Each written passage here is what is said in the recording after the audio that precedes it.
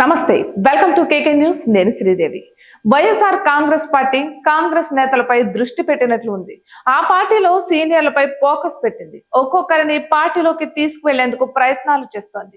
అందులో భాగంగా పిసిసి మాజీ చీఫ్ సాకే శైలజనాథ్ వైఎస్ఆర్ కాంగ్రెస్ పార్టీలో చేరిపోయారు. ఇప్పుడు మిగతా నేతల పేర్లు ప్రముఖంగా వినిపిస్తున్నాయి. ఇందులో మాజీ ఎంపీ జీవి హర్ష కుమార్ పేరు ప్రముఖంగా వినిపిస్తోంది. అయితే కాంగ్రెస్ ప్రభుత్వ హయాంలో 2 సార్లు అమలాపురం నుంచి ఎంపీగా గెలిచారు హర్ష కుమార్. కాంగ్రెస్ పార్టీలోనే కొనసాగుతూ వచ్చారు. మధ్యలో తెలుగుదేశం పార్టీ వైపు మొగ్గు చూపారు. కానీ అక్కడ ఇమడలేవని భావించి తిరిగి కాంగ్రెస్ లోనే కొనసాగారు. ఇక ఇప్పుడు మారిన పరిస్థితుల నేపథ్యంలో ఆయన వైఎస్ఆర్ కాంగ్రెస్ పార్టీలో చేరతారని ప్రచారం ప్రారంభమైంది. అందుకు తగ్గట్టుగానే ఆయన కామెంట్స్ కూడా ఉన్నాయి. ఇటీవల జీవి హర్ష కుమార్ వ్యవహార శైలిలో మార్పు వచ్చింది. జగన్మోహన్ రెడ్డికి అనుకూలంగా మాట్లాడుతున్నారు.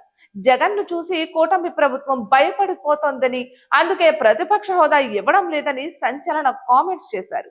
ఇక జగన్మోహన్ రెడ్డికి ప్రతిపక్ష హోదా ఇవ్వడం అనేది ప్రభుత్వ ఇష్టమని, అయితే గతంలో ఢిల్లీ అసెంబ్లీలో 3 సీట్లు వచ్చిన బీజేపీకి ప్రతిపక్ష హోదా ఇచ్చిన సంగతి గుర్తు చేశారు. ఇక ఇక్కడ సీట్ల సంఖ్య ప్రధానం కాదని, ప్రతిపక్ష పార్టీ ముఖ్యమే అన్నారు హర్ష కుమార్. సభలో ప్రతిపక్షం లేకుండా చేయాలని ప్రభుత్వం భావిస్తున్నట్లుగా కనిపిస్తోందని ఆయన వ్యాఖ్యానించారు.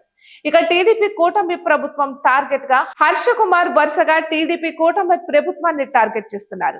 దీంతో ఆయన వైఎస్ఆర్ కాంగ్రెస్ పార్టీలో చేరేందుకు అన్ని ఏర్పాట్లు చేసుకుంటున్నట్లుగా ప్రచారం నడుస్తోంది.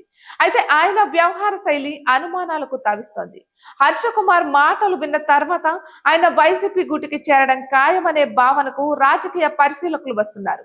త్వరలో హర్ష కుమార్ కూడా వైసీపీ తీర్థం పుచ్చుకుంటారనే టాక్ నడుస్తోంది. వాస్తవానికి హర్ష కుమార్ ఇది వరకే వైఎస్ఆర్ కాంగ్రెస్ లో చేరాలి. కానీ జగన్మోహన్ రెడ్డి తీరు నచ్చక ఆ పార్టీ వైపు చూడలేదు. ఇక ఇప్పుడు వరుసగా వైఎస్ఆర్ కాంగ్రెస్ పార్టీ నుంచి నేతలు బయటకు వెళ్తుండడంతో జగన్ లో మార్పు కనిపిస్తోంది. జగన్ స్వయంగా ఆహ్వానించడంతో హర్ష కుమార్ ఆ పార్టీలో చేరేందుకు మొగ్గు చూపుతున్నట్లుగా తెలుస్తోంది. చూడాలి మరి ఏం జరుగుతుందో.